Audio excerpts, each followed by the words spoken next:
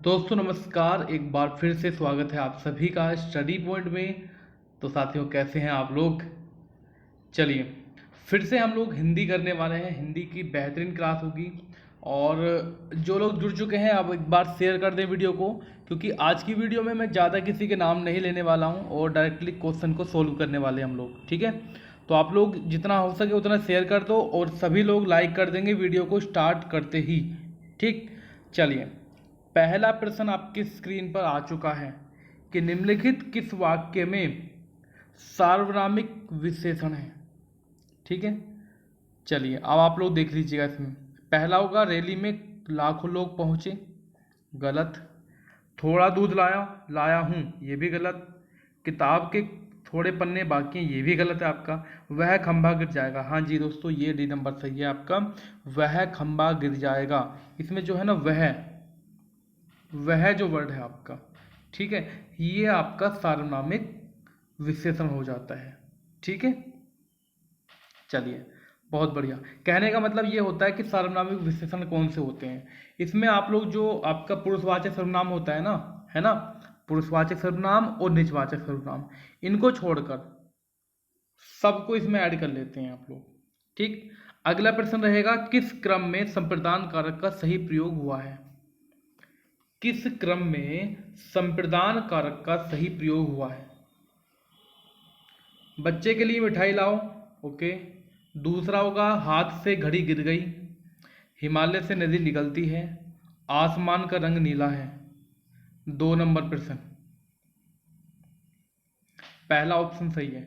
बच्चे के लिए मिठाई लाओ, इसमें आपका संप्रदान कारक है, तो कर्ता ने कर्म को करण से संप्रदान के लिए यूज हुआ है यहाँ पर आपका। तो प्रश्न संख्या 2 का जो आंसर रहेगा वो पहला ही ऑप्शन रहेगा। अगला प्रश्न है, डैश से संज्ञा या सर्वनाम शब्द की विशेषता प्रकट होती है। भाई खालिस्तान यानी कि किससे संज्ञा या सर्वनाम की विशेषता प्रकट होती है। भाई संज्ञा या सर्वनाम की विशेषता तो विशेषण से प्रकट होती है ना। यानी कि जो किसी की विशेषता प्रकट करता है वो विशेषण कहलाता है। और जो जिस व्यक्ति की विशेषता बतलाई जाती है या जिसकी विशेषता बतलाई जा रही हो वो आपका विशेष्य कहलाता है ना। समझ गए ना आप लोग। चलिए, जैसे कि किसी का कुत्ता काला है, तो काला जो होगा विशेषण हो जाएगा। नीला पजामा है, नीला, ठीक है। सुंदर लड़की है, सुंदर, तो गुण ये आ जाते हैं आपके इसमें। प्रश्न संख्या 4 क्या बोल रहा है आपका, वह दुर्बल व्यक्ति सड़क पर गिर पड़ा। इस वाक्य में आपको विशेष्य बताना है। विशेष्य मैंने आपको बताया था जिसकी विशेषता बतलाई जा रही हो। वह दुर्बल व्यक्ति सड़क पर गिर पड़ा, व्यक्ति जो है क्या हो जाएगा यहाँ पर, व्यक्ति, यानी कि बी नंबर आपका विशेष्य हो जाएगा। ठीक है, और दोस्तों अगर मैं कहूँ यहाँ पर दुर्बल, दुर्बल क्या है, इसका गुण है, यानी कि विशेषण रहेगा आपका दुर्बल। राम धीरे धीरे चलता है। प्रश्न संख्या 5 आपकी स्क्रीन पर दोस्तों, राम धीरे धीरे चलता है, इस वाक्य में क्रिया विशेषण बताना है आपको। पहला ऑप्शन होगा राम, दूसरा चलता है धीरे धीरे। क्रिया विशेषण देखिएगा, वे अविकारी शब्द जो कि क्रिया की विशेषता प्रकट करते हैं, ठीक, क्रिया विशेषण कहलाते हैं। अब इसमें क्या हो जाएगा मेरे प्यारे साथियों, प्रश्न संख्या 5 में धीरे धीरे जो होगा वो आपका क्रिया विशेषण हो जाता है। अगला प्रश्न बोलता है कि देव प्रसन्न होकर मनुष्य को वर देते हैं। देव प्रसन्न होकर मनुष्य को वर देते हैं, वाक्य में प्रयुक्त देव शब्द, इसका बताना है आपको बहुवचन क्या होगा देव का। देव शब्द का बहुवचन क्या होगा, प्रश्न संख्या 6। देवगण, हाँ जी बिल्कुल सही आंसर आपका। सामने जो बड़ा महल दिखाई दे रहा है वह मेरा है, इसमें कौन सा सर्वनाम है। यानी कि निश्चितता की तरफ बोध कर रहा है, यहाँ पे निश्चितता की तरफ बोध कर रहा है, तो निश्चयवाचक यहाँ पर आपका हो जाता है, क्योंकि जो सामने बड़ा महल दिखाई दे रहा है वो मेरा है। हक मतलब आप लोग यहाँ पर जो ना हक आजमा रहे हो अपना कि भैया ये मेरा ही है। ठीक है, चलिए आगे बढ़ते हैं। क्या मैं कह सकता हूँ कि दोस्तों जो सामने बड़ा महल दिखाई दे रहा है वह मेरा है। इसमें दो सर्वनाम है, देखिए, जो और वह। ठीक है, जो किसको बता रहा है? संबंध को बता रहा है, और वह जो है वो निश्चय को बता रहा है, ध्यान रखना। अगला प्रश्न क्या बोलता है आपका? दो विपरीतार्थक शब्दों के बीच किस चिन्ह का प्रयोग होता है? बताइए आप लोग। जैसे कि दिन रात, योजक चिन्ह का प्रयोग होता है, जैसे दिन और रात, तो इसमें योजक चिन्ह का यूज होता है। इसमें पूछ सकता है समास कौन सा है, तो आप लोग द्वंद्व समास बताएंगे। निम्नलिखित में से कौन सा शब्द स्त्रीलिंग है? 9 नंबर क्वेश्चन। देखिएगा यहाँ पर चना भी नहीं है, बाजरा भी नहीं है, गेहूं भी नहीं है। नहीं गाइज। अच्छा, इसमें आप लोगों से स्त्रीलिंग पूछा है, कौन सा शब्द स्त्रीलिंग है 9 नंबर क्वेश्चन में, ये पूछा है ना आपसे, तो आप लोग इसका आंसर बी लगाओ। ठीक है, 9 नंबर का आंसर बी हो जाएगा आपका। अरहर शब्द जो है प्यारे साथियों, ये आपका स्त्रीलिंग है, बाकी जो है पुल्लिंग है। ध्यान रखना, आप लोगों को गेहूं उसको लग सकता है कि भैया गेहूं हो सकती है, लेकिन नहीं, स्त्रीलिंग केवल और केवल इसमें अरहर है। ठीक है, अगला प्रश्न क्या रहता है आपका? तुम खा रहे हो इस वाक्य में सहायक क्रिया। तुम खा रहे हो इस वाक्य में सहायक क्रिया, हो खा रहे तुम, बताइए आप लोग 10 नंबर में।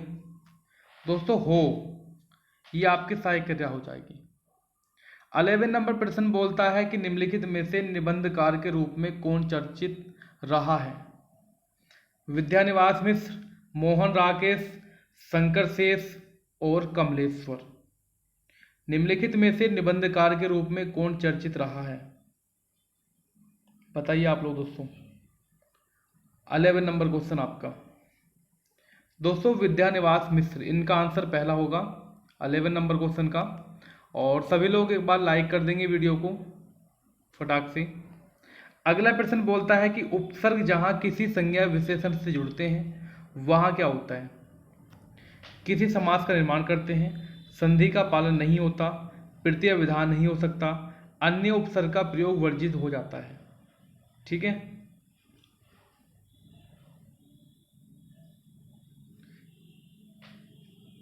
बताइएगा। पहला लगा दें, चलो पहला ऑप्शन सही है। ठीक, अगला प्रश्न रहेगा गौरी शब्द का अर्थ नहीं है। इनमें से गौरी शब्द का अर्थ कौन सा नहीं है? बताइएगा। 13 नंबर प्रश्न आपका। गौरी शब्द का अर्थ नहीं है।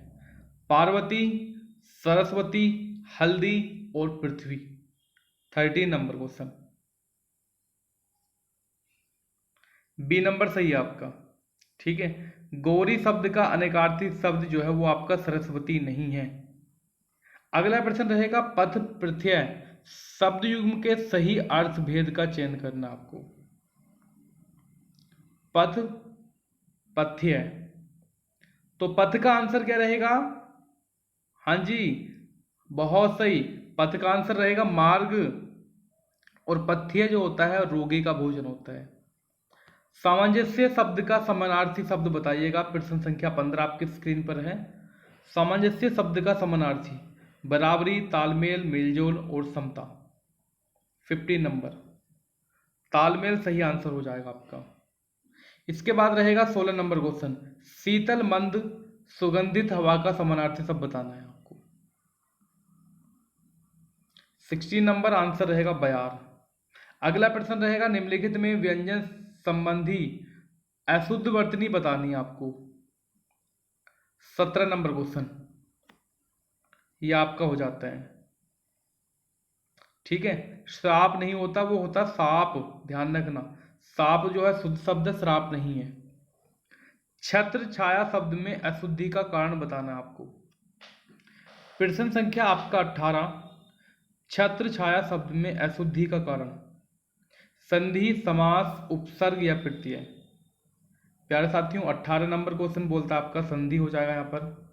ठीक है, 18 का पहला होगा, क्योंकि दोस्तों ये आपका देखिए कैसे होना चाहिए था, छात्र प्लस छाया, छात्र प्लस छाया, ठीक है, तब आपका छत्र छाया बनता। मतलब ऐसा गलत लिखा हुआ है यहाँ पे, क्योंकि मैं आपको बताता हूँ कैसे लिखा जाएगा शुद्ध रूप इसका।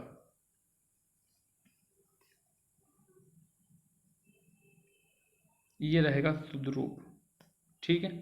अगला प्रश्न रहता है आपका कपटी मित्र के लिए मुहावरा बताना आपको। कपटी मित्र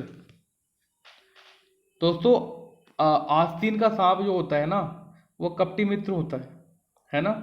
गूदड़ी का लाल यानी कि गरीबी में भी, जो गूदड़ी लाल होता है ना, वो गरीबी में भी प्रभावित होता है ना। आंख का तारा, बहुत सारा प्यार देना किसी को।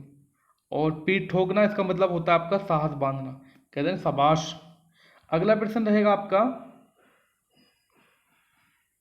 कल्पलता किसके निबंधों का संग्रह है। 20 नंबर प्रश्न आपका, कल्पलता किसके निबंधों का संग्रह है मेरे प्यारे साथियों। आंसर होगा हजारी प्रसाद द्विवेदी। पीछे पीछे चलने वाले के लिए एक शब्द बताना आपको। पीछे पीछे चलने वाला, इसके लिए वन वर्ड क्या होगा। 21 नंबर अनुगामी, ध्यान रखना, अच्छा क्वेश्चन है आपका। पीछे पीछे चलने वाला अनुगामी, और जो पहले जन्मा हो अग्रज कह जाएगा आपका, ठीक है। और जो पहले ना हुआ हो वो अभूतपूर्व हो जाएगा। और जो कम पैसे खर्च करता है, सॉरी, जो धन ज़्यादा व्यय करता है वो अपव्यय होता है। तो इसका आंसर रहेगा आपका सी नंबर। मृत्यु को उन्मुख समास विग्रह हेतु उपयुक्त समासिक पद बताना है आपको। मृत्यु को उन्मुख, मृत्युन्मुख है ना, मृत्योन्मुख कौन सा शुद्ध है, पहला ऑप्शन सही है आपका। 22 नंबर का पहला ऑप्शन सही है आपका। अगला प्रश्न क्या बोलता है आपका, रेलगाड़ी शब्द में समास बताना आपको। रेलगाड़ी तत्पुरुष समास, रेल पर चलने वाली जो गाड़ी होती है वो रेलगाड़ी होती है, ठीक है। लुप्त पद तत्पुरुष समास, यानी कि आपका 23 का भी पहला ही ऑप्शन हो जाता है। दोस्तों न्यून में बतानी है आपको संधि, यानी कि न्यून का संधि विच्छेद बताओ पहले आप लोग, फिर आपको संधि बतानी है इसमें। नी प्लस, हाँ जी, नी प्लस ऊन, छोटी की मात्रा निकलती है पहले, बाद में निकलती है बड़ाऊ। संधि कौन सी होगी आपकी यहाँ पर न्यून में, यण संधि, यण संधि। सरोज में बतानी है आपको संधि, सरोज का संधि विच्छेद बताइएगा। सर प्लस जय, आंसर विसर्ग संधि, ठीक है। अगला प्रश्न रहेगा वधुर्मी, प्रश्न संख्या 26, वधुर्मी का संधि विच्छेद बताइएगा 26 नंबर में। वधु प्लस ऊर्मी, यानी कि बड़ा ऊ निकलता है यहाँ से और आपका बड़ा ऊ निकलता है, तो बड़ा ऊ ही बन जाता है, दीर्घ स्वर संधि आपकी हो जाएगी, ठीक है। अगला प्रश्न बोलता है ऊंट का पर्यायवाची इसमें से कौन सा नहीं है।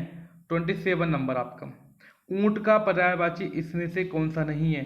तो औंधा जो है वो ऊंट का पर्यायवाची नहीं है, औंधा मीन्स होता उल्टा, ठीक है। और बाण का पर्यायवाची इसमें बताना आपको कौन सा नहीं है। 28 नंबर, तो बाण का पर्यायवाची प्यारे साथियों सी वाला नहीं है आपका, ठीक है। ये जो है प्रशंसा का पर्यायवाची है। अब आपको देखना है, दोस्तों दिए गए शब्दों के उपयुक्त विलोम शब्द चुनने हैं आपको, ठीक है। उपयुक्त विलोम शब्द चुनने हैं आपको।